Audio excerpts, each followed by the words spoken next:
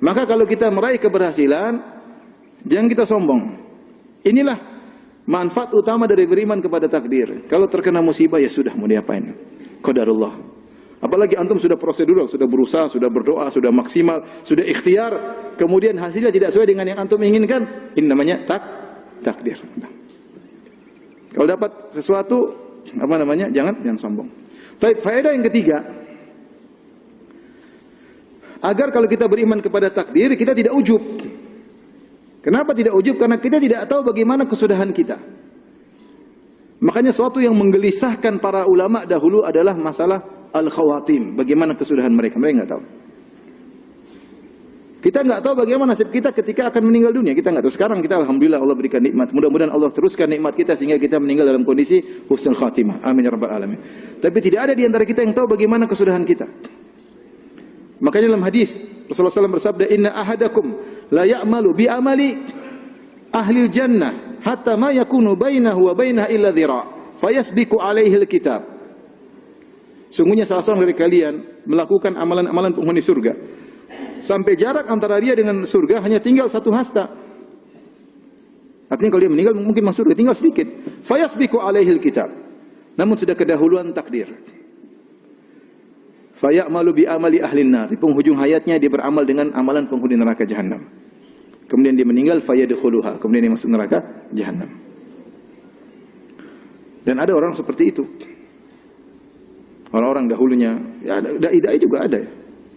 Saya kemarin dapat klip ada seorang yang di Arab Saudi ya. Dai yang tadinya begini kemudian berubah.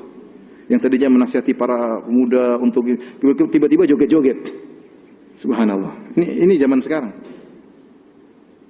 Zaman sekarang. Dahulu ada namanya Abdullah Al-Qasimi. Abdullah Al-Qasimi katanya dia dari Mesir tapi dia tinggal di Qasim. Kemudian dia pakar akidah. Sampai dia menulis kitab Sirah Bainal Tauhid wal Wathaniyah. Pertarungan antara tauhid dengan paganisme, dengan penyembahan terhadap selain Allah Subhanahu wa taala. Itu dia bantah syubhat dia. Bukunya sangat top, sangat bagus sampai banyak ulama memuji dia. Sampai ulama bikin syair-syair tentang buku ini saking hebatnya buku ini. Di penghujung dia kayaknya murtad. Bayangkan sudah jadi pakar akidah di puncak ilmu. Di puncak ilmu akidah. Sampai bantahin ahlu syirik. Dia bantah, bukan cuma sekedar ngerti, dia bantah mereka, syubhat-syubhat mereka dia habisi. Ke ujung-ujungnya dia ragu tentang Islam. Hati sangat lemah. Oleh karena tidak ada yang boleh ujub. Mau dia pakar apapun dia tidak tahu bagaimana penghujungnya. Sudah ada contoh-contoh orang-orang seperti itu. Yang penghujungnya kemudian dia berubah. Sebagian teman-teman mungkin tidak sampai tahapan begitu. Saya dulu punya teman-teman, saya pertama ngaji di UGM, saya ingat si fulan, saya tanya gimana mereka. Mereka itu dulu yang penyebab kita dapat hidayah. Bagaimana semangat mereka mengajak kita untuk ngaji ada di kelas. Saya tanya gimana si fulan? Waduh sudah tidak ngaji lagi Ustaz. Kenapa? Terpengaruh istrinya. Masya Allah. Mungkin istrinya terlalu cantik. Makanya antum nggak usah terlalu cantik kalau cari istri. Nanti lupa sama Allah. Ingat mikir istri melulu ya. Kalau sudah dapat syukuri yang ada. Maksud saya ini terjadi. Jadi kita nggak tahu penghujung kita bagaimana. Sebaliknya antum jangan meremehkan orang. Antum lihat orang maksiat, mungkin ahlul bidah, suatu saat bisa sadar dia. Kita nggak tahu. Inna ahadakum la ya'malu bi amali ahlin nar hatta ma yakunu bainahu wa baina illa dhira'. Sungguh salah seorang dari kalian melakukan amalan penghuni neraka jahanam sampai jarak antara dia dengan neraka tinggal 1 hasta. Fayasbiqu alaihil kitab. Dia sudah kedahuluan takdir. Fayamalu bi amali ahlil jannah. Kemudian di akhir hayatnya dia beramal dengan amalan penghuni surga. Fayadkhuluha. Kemudian dia masuk surga. Kata Ibnu Daqiqil Id rahimahullah ta'ala dalam syarah Arba'in Nawawiyah untuk mengangkat husnudzon kita kepada Allah, kata Ibnu Daqiqil Id, model yang kedua lebih banyak daripada model yang pertama. Artinya bekas penjahat lebih banyak daripada bekas ustaz. Benar, bekas ustaz jadi penjahat ada. Tapi lebih banyak orang jahat kemudian apa? Sadar banyak. Tapi kita tidak boleh ujub karena kita tidak tahu kesudahan kita bagaimana. Di antara hal antum mungkin rasakan. Terkadang kita agak goyang iman kita ketika kita diuji dengan ujian yang berat. Kita mulai suudzon sama Allah.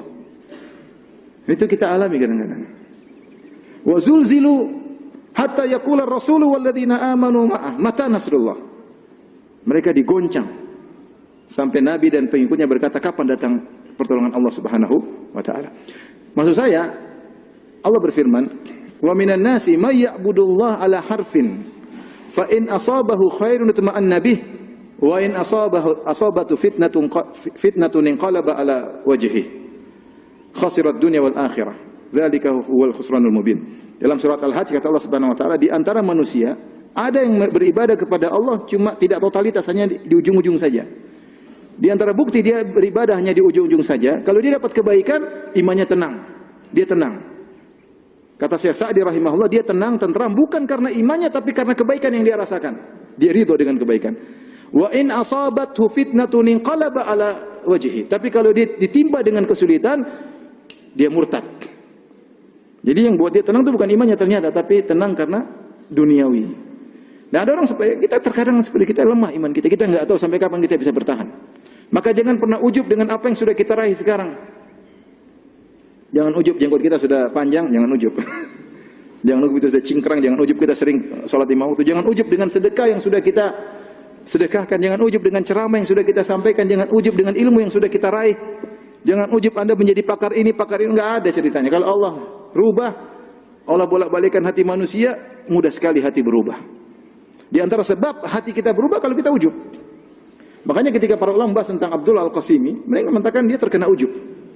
Bisa jadi dia terkena apa? Ujub. Karena bayangkan tulis buku, keren, detail, bantah syubhat, dipuji sana sini, malah dia yang tersungkur. Sang penulis sendiri yang tersungkur. Karenanya dengan beriman kepada takdir, karena kita tidak tahu bagaimana penghujung kita, tidak usah ujub. Kita nggak tahu bagaimana ujung kita. Jangan terpedaya dengan pujian manusia. Jangan terpedaya orang-orang semua menunjukkan tangan kepada kita. Jangan terpedaya dengan penghormatan orang kepada kita. Jangan terpedaya dengan bangunan masjid yang sudah kita bangun, dengan sedekah yang kita sedekahkan. Kita tidak tahu apakah kita ikhlas sehingga bertahan iman kita, ataukah kita ria, ataukah kita ujub yang bisa berujung pada kehancuran. Ini di antara faedah kita beriman kepada takdir, jangan sampai apa? Ujub. Yang keberapa itu? Yang ketiga, yang keempat? Sekarang keempat. Oh, yang tadi ketiga, sekarang keempat ya. Tidak ada khilaf rupanya.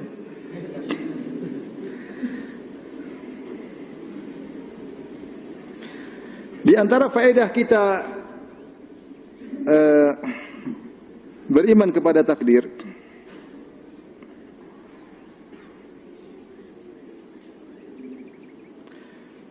kita tidak hasad sama orang. Tidak hasad, kita tidak hasad.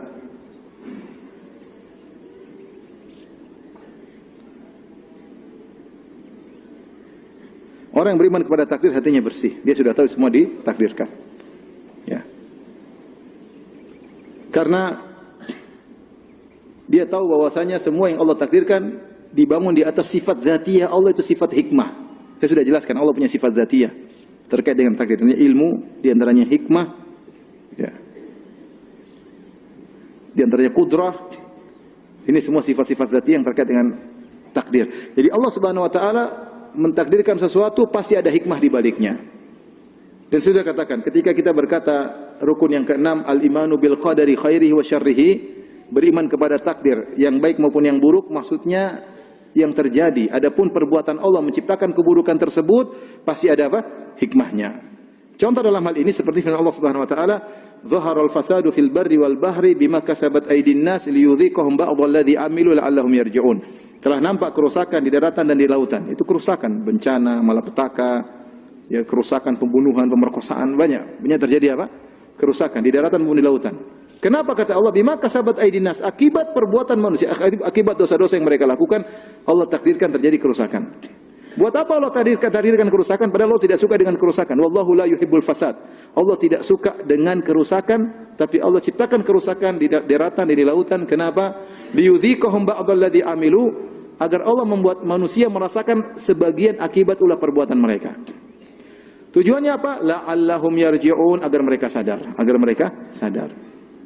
Jadi hikmah, kalau kita bilang, Ustaz, apakah gempa bumi buruk? Apakah banjir buruk? Ya buruk. Yang ciptakan siapa? Allah atau bukan? Allah. Ini namanya takdir buruk. Tetapi Allah menciptakan itu tidak buruk.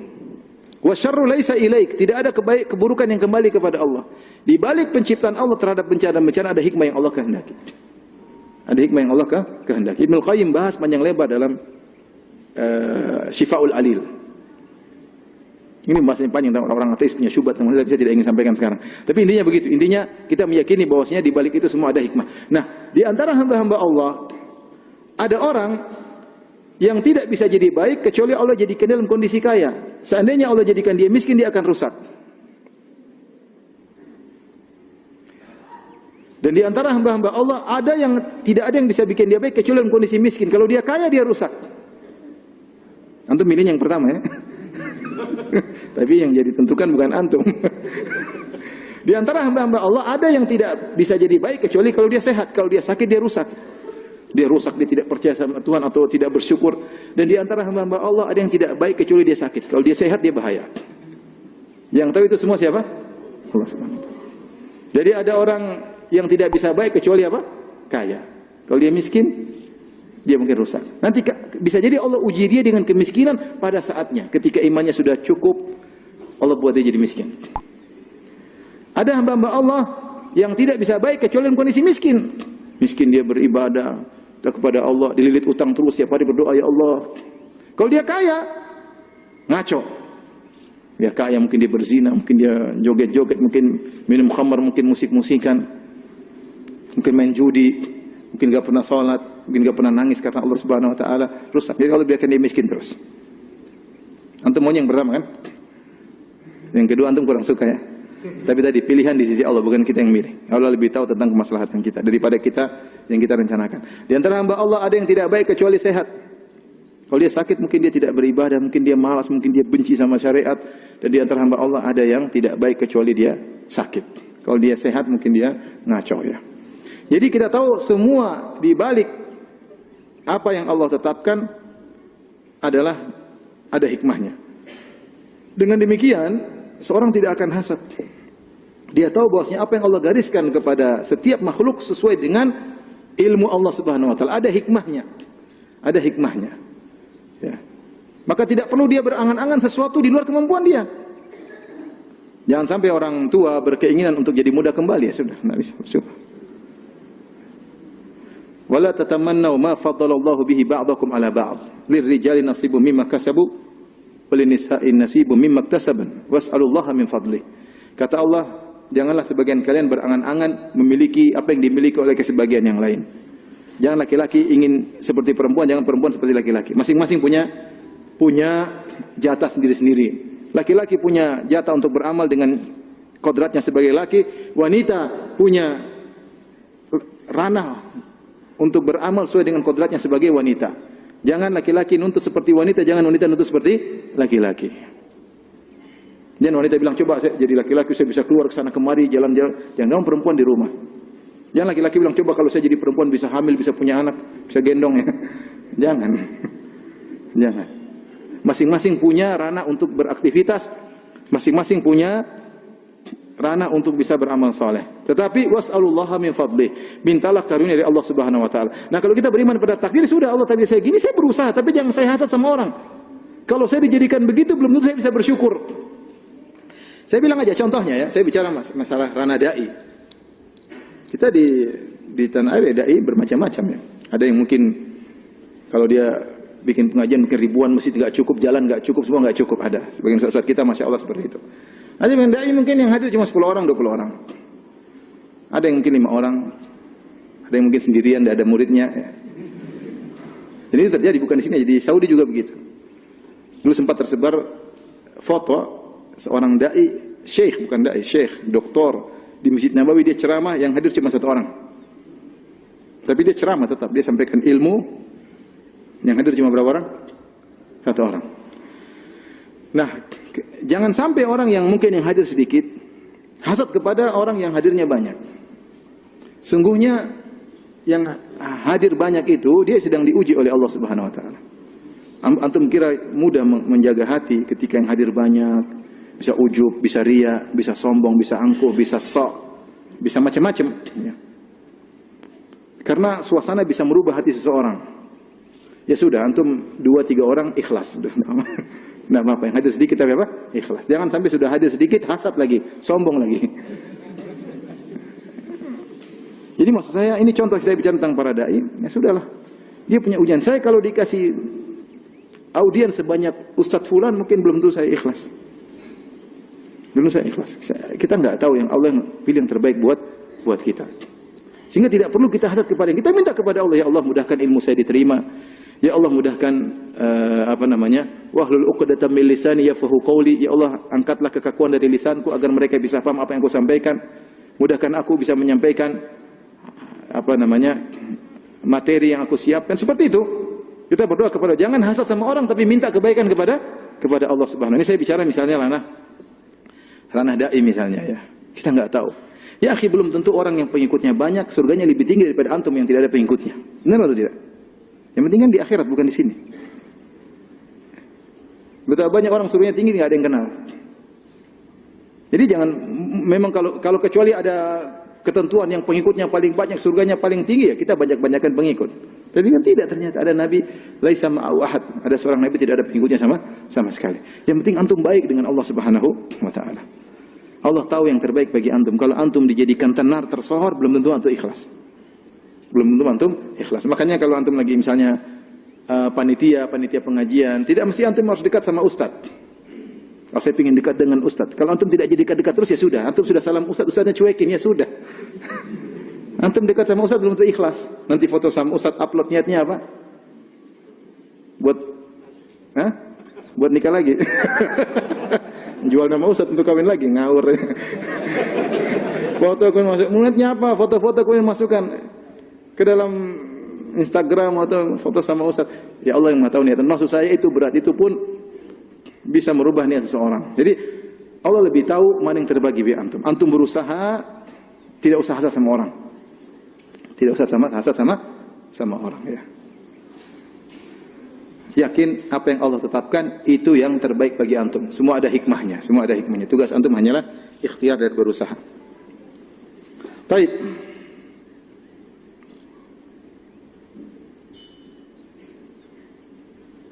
Tentunya kelanjutan daripada hal tersebut, barang siapa yang tidak hasad maka dia akan qanaah.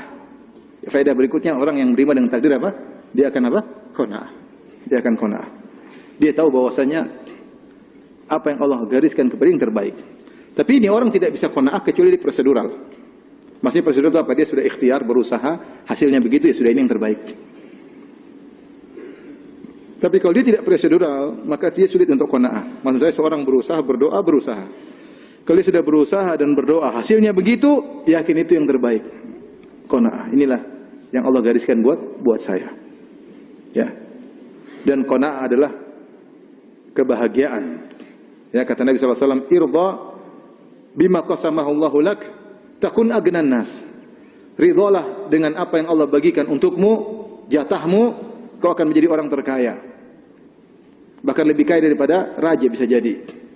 Sebagian penguasa, sebagian raja, sebagian orang kaya, mereka tidak ridho dengan pemberian Allah. Masih tamak. Pingin ini, pingin anu. Sudah punya 2 lembah emas, masih cari lembah yang ketiga. Sudah punya perusahaan 10, masih pingin perusahaan 20. Itu cita-citanya. Dia tidak pernah puas. Orang ini bahagia? Belum tentu. Tapi ada orang miskin, dia punya apa? Ridho, tenang. Gimana? Alhamdulillah bi khair. Alhamdulillah khair. Gimana kan dia? Alhamdulillah khair. Subhanallah, kadang-kadang kalau kita di Madinah lihat orang-orang miskin senyum khair, padahal bajunya compang-camping, tapi senyum, masya Allah. Itu banyak di Madinah, banyak orang seperti itu. Dia jalan kaki, santai. Kabar gimana? Alhamdulillah khair, alhamdulillah gitu. Masya Allah. Ya.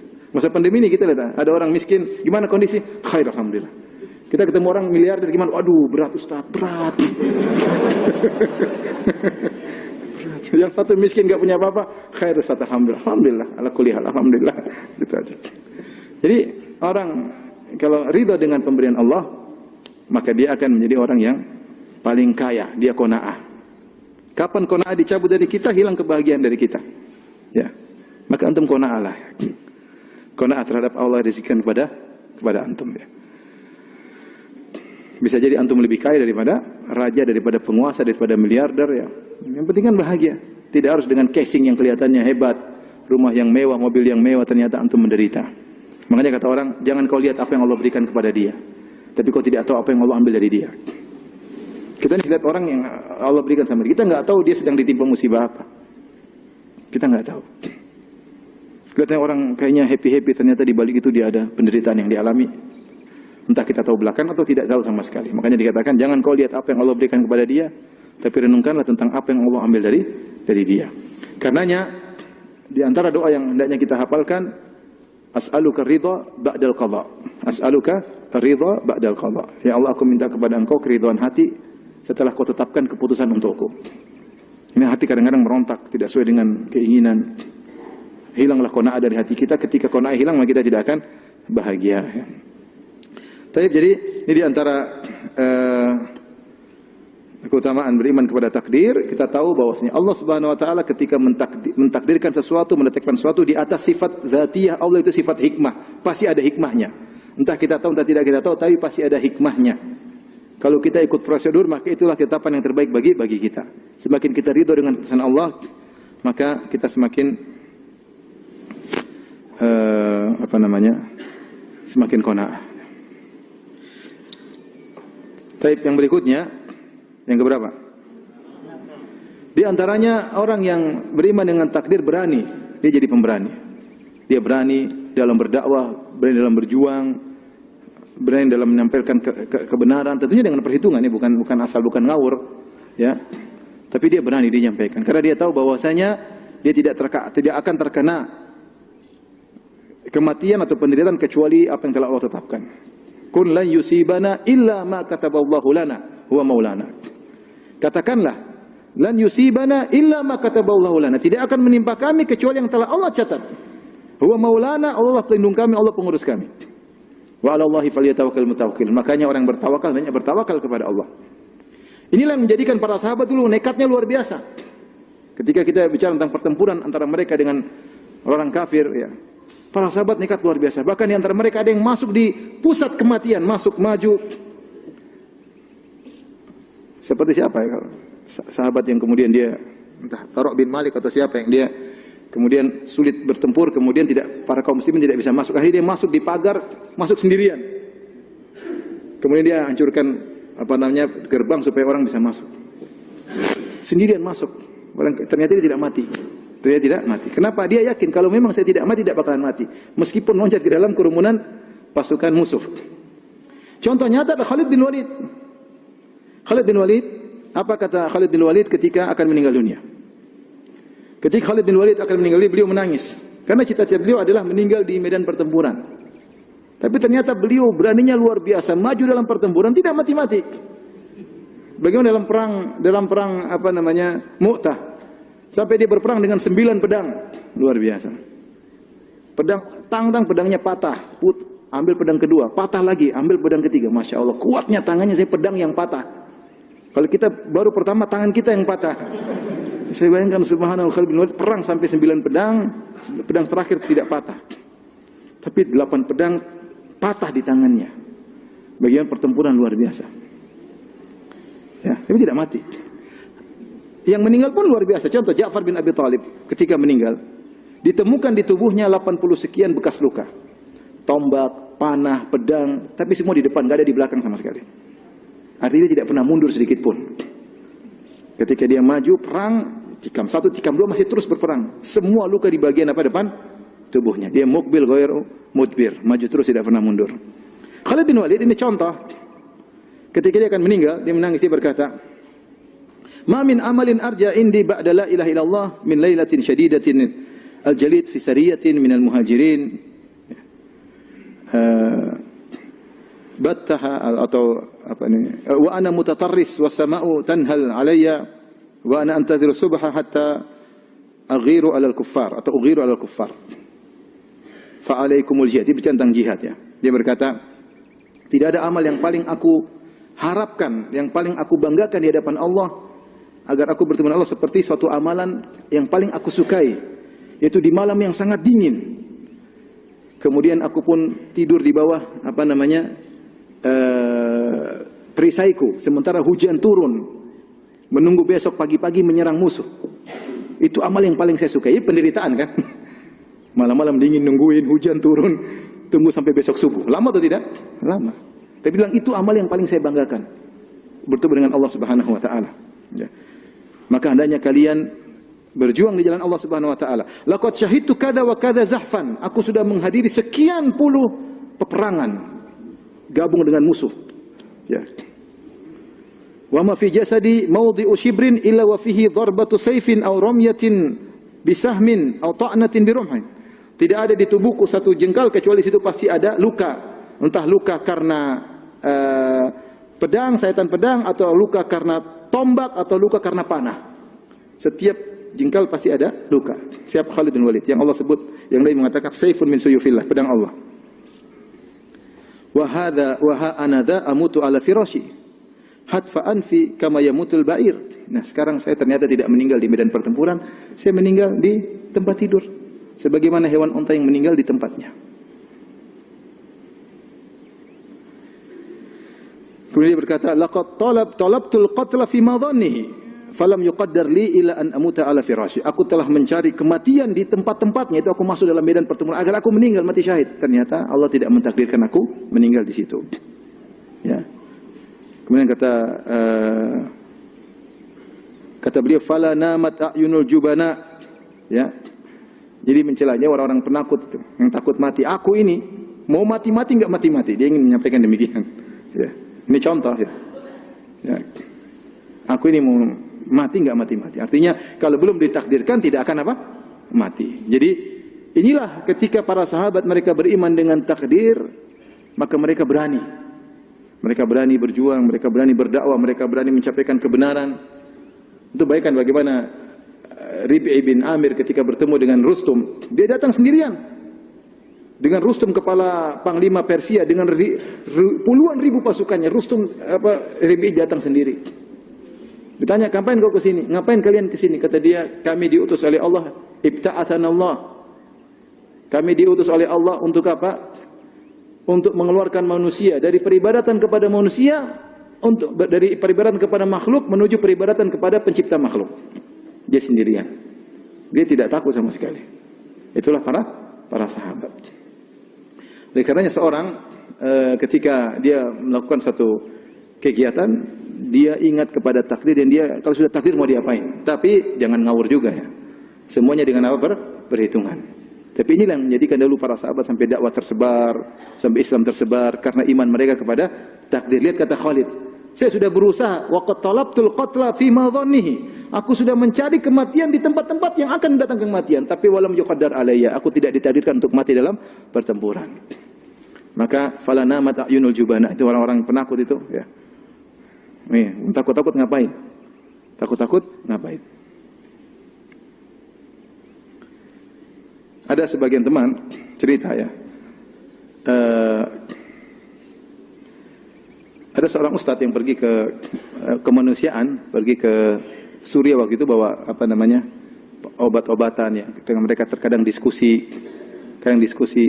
Salah satu orang ustadz saya kenal, dia duduk di suatu sandaran gitu. Tiba-tiba dia pergi. Tiba-tiba dia kayak gelisah gitu, dia pergi di tempat tersebut. Tiba-tiba ada bom di tempat itu. Jadi subhanallah, kalau Allah tidak takdirkan tidak bakalan mati. Dan temannya cerita sama saya, ketika Ustaz sudah meninggal, temannya bilang, Ustaz itu pernah bilang sama kita, Ustaz, setiap peluru sudah tercatat. Kalau tidak tercatat untuk kamu, tidak bakalan mati. Teorinya begitu ya. Tapi maksudnya ada orang seperti itu ya. Kalau peluru tidak tercatat bahwa saya tidak bakalan mati. Dan benar, buktinya ketika dia cerita sesuatu, dia duduk, mereka lagi kumpul-kumpul, tahu-tahu dia kayak nggak enak, dia pergi. Baru dia pergi sebentar, kemudian ada bom mengenai lokasi di mana dia duduk. Kalau memang tidak ditakdirkan tidak bakalan mati. Wa'lam annal ummata law ijtama'u ala ayyadhurruk, kata Nabi kepada Ibnu Abbas, ketahuilah kalau manusia satu dunia berkumpul untuk memberi kemudaratan kepadamu, lan yadhurruk, mereka tidak bakalan bisa memberi kemudaratan kepadamu illa ma qad kataballahu alaik, kecuali yang Allah telah takdirkan untukmu. Kalau tidak, rufi'atil aqlam wa jaffatis suhuf, pena sudah diangkat dan lembaran sudah kering. Kalau Allah tidak takdirkan, maka tidak bakalan terkena. Inilah di antara hal yang membuat seorang tidak gentar ketika dia beriman kepada takdir. Kalau waktunya mati, mau mati sekarang, mati di sini, mati di sana, tetap aja mati. Man lam yamut bisayfi mata bi ghairihi. Ta'addadatil asbabu wal mautu wahid. Wal mautu wahid. Kalau tidak meninggal karena sayatan pedang, maka akan meninggal dengan sebab yang lain. Tinggal meninggal mulia atau tidak. Ta'addadatil asbab, sebab-sebab banyak, wal mautu wahid, dan kematian cuma ujungnya menuju pada kematian. Taib yang berikutnya. Yang keberapa? Iman yang benar kepada takdir mengantarkan seorang berikhtiar, selalu berikhtiar. Kenapa? Karena dia tahu Allah sudah mencatat semuanya, tapi Allah merahasiakannya. Dan ketika Allah mencatat takdir, Allah punya aturan sunnatullah. Harus berusaha. Harus berusaha. Bukan cuma bersandar kepada takdir namun tidak berusaha, itu salah. Ya. Kita beriman dengan takdir bukan berarti kita pasrah kepada sesuatu yang tidak kita ketahui. Seperti saya sering ditanya, Ustadz, kalau saya ternyata ditakdirkan masuk neraka, buat apa saya beramal soleh? Saya bilang, iya, buat apa? Kalau kau sudah takdir masuk neraka, percuma kau beramal soleh. Ujungnya kau masuk apa? Neraka. Tapi kan kamu nggak tahu takdirmu apa. Kecuali kau pernah naik di sana di langit, kau buka lauhil mahfuz, kau lihat ternyata ada namamu, Paijo binti Paimin, Al-Semarangi. Kamu berarti. Oh iya, itu nggak ada lagi yang Paijo, bapak saya Paimin cuma saya aja, di Semarang cuma saya aja. Oh, benar saya di neraka. Kalau kamu lihat namamu di lembaran neraka, percuma kamu beramal soleh, percuma. Tapi kamu kan nggak pernah lihat. Terus gimana Ustaz? Ya ada aturannya, Allah sudah jelasin. Yang beramal soleh masuk surga, beramal masih masuk apa? Neraka. Udah ikuti jalan aja. Ngapain kau apa? Ada yang tanya lagi, Ustaz, kalau bisa nggak saya minta sama Allah berubah takdir saya? Loh, kamu tahu takdirmu, minta dirubah. Takdirmu apa? Kamu nggak tahu kan? Jangan takdirmu baik, kamu minta berubah jadi miskin. Kan sekarang bukan penghujungnya, kamu nggak tahu. Ngapain gitu? Nggak usah. Ini minta kebaikan, kita minta kebaikan, ya kan? Minta kebaikan, kita berdoa kebaikan, kita beramal soleh. Nah, saya bilang, saya ingin rubah takdirmu kamu nggak tahu. Yang ada adalah Allah kasih jalan. Kullun muyassarun lima khuliqa lahu. Makanya ketika sahabat bertanya, ya Rasulullah, apakah kita bertawakal, bersandar kepada takdir? Fafiman amal, kemudian buat apa kita beramal? Kata Rasulullah SAW, i'malu, beramalah, fakullun muyassarun lima khuliqa lahu. Masing-masing akan digiring dengan amalnya menuju takdirnya. Makanya kalau yang jelas kita kalau mau masuk surga ya beramal soleh, beramal soleh. Jadi takdir mengajarkan kita untuk berikhtiar. Sebagian orang tidak tidak komitmen, tidak konsekuensi. Seperti dia mengatakan, Ustaz, kalau takdir ya misalnya takdir jahat ya percuma kita beramal soleh. Saya percuma saya ngaji tapi akhirnya Allah takdirkan saya juga. Ya. Kita bilang, kamu juga kalau Allah sudah takdirkan kamu kenyang, ngapain kamu makan? Tapi kamu makan kan? Kalau mau kenyang itu. Coba kamu bilang, Allah takdirkan saya kenyang, saya nggak usah makan pun bakalan kenyang. Tapi dia tidak komitmen. Ketika dia lapar dia cari apa? Makan. Ketika dia makan kenyang, berarti takdirmu kamu kenyang dengan cara makan. Sama, sakit juga demikian. Kita ingin sembuh, kita berusaha. Kadang sembuh, terkadang tidak. Tapi ada jalannya. Ya. Mau kaya miskin juga berusaha. Ya Ustaz, kalau Allah takdirkan saya kaya, saya di rumah aja jadi kaya. Iya benar, tapi kan ada aturannya. Kecuali bapakmu Sultan Semarang ya. Kemudian bapakmu meninggal, kamu dapat warisan di rumah saja, nggak apa-apa. Kamu bukan Sultan Semarang, bapakmu yang masalahnya. Ya udah kamu berusaha. Jadi ketika beriman takdir kita harus berikhtiar. Dan itu yang dipraktikkan oleh Nabi SAW. Nabi SAW saja dalam perang Uhud, Rasulullah SAW pakai baju perang 2, pakai helm, ya. Rasulullah pasang strategi, Rasulullah musyawarah terlebih dahulu sallallahu alaihi wasallam, kemudian pasang strategi, kasih peringatan jangan sampai turun. Semuanya sebab. Semuanya sebab. Yang dilakukan oleh Nabi sallallahu alaihi wasallam ada strateginya, bukan asal yang penting ya udah takdir enggak. Kita harus berikhtiar, berusaha. Kalau kita sudah berusaha semaksimal mungkin, ternyata gagal, itulah yang terbaik. Yakinlah itu yang terbaik. Yang terakhir, ikhwan dan akhwat yang dirahmati Allah Subhanahu wa taala, jika seorang beriman kepada takdir, hatinya selalu tenang.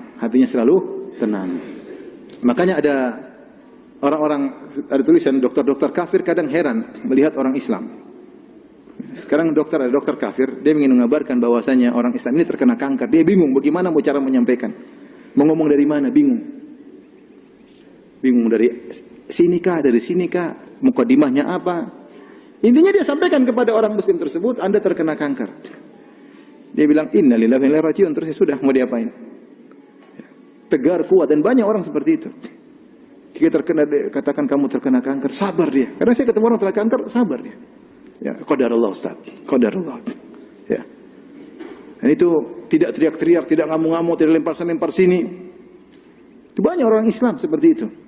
Kenapa? Karena dia beriman kepada apa? Takdir, sudah takdir. Saya nggak bisa kabur dari ini semua. Hatinya tenang menghadapi apa. Kita hidup di atas muka bumi ini, tidak ada yang luput dari permasalahan. Permasalahan banyak. Permasalahan kadang di rumah, permasalahan dengan tetangga, permasalahan dengan masyarakat, banyak permasalahan. Tapi kita jalani dengan prosedural, dengan baik, kemudian kita akan tenang. Yang penting saya sudah beribadah, saya sudah berdoa, saya sudah prosedural, saya sudah berusaha, keputusannya serahkan kepada Allah Subhanahu wa taala. Ya. Itulah orang-orang Islam, sehingga hati mereka harusnya menjadi orang yang paling tenang, ya. Tidak seperti sebagian orang kemudian coba dulu saya seperti ini, coba dulu seperti ini, menyesalkan masa lalu yang tidak mungkin kembali lagi. Coba dulu saya begini, tentu tidak begini. Coba kalau saya dulu itu, fa inna law taftahu amala syaitan. Berkata seandainya membuka pintu-pintu syaitan, buat orang tidak ridho kepada Allah Subhanahu wa taala. Buat orang terus dalam kesedihan, tidak berhenti-berhenti. Ya. Tapi kalau dia bilang qadarullah, semua sudah takdir, mau diapain? Bismillah, jalani. Maka dia akan selalu tenang. Ini ikhwan dan akhwat yang rahmatillah Subhanahu wa taala, sebagian yang saya sampaikan tentang buah dari beriman kepada takdir. Semoga Allah menjadikan kita hamba-hambanya yang beriman kepada takdir, hamba-hambanya yang selalu ridho dengan keputusan Allah Subhanahu wa taala. Ya, dan inilah ibadah yang agung, ridho dengan keputusan Allah Subhanahu wa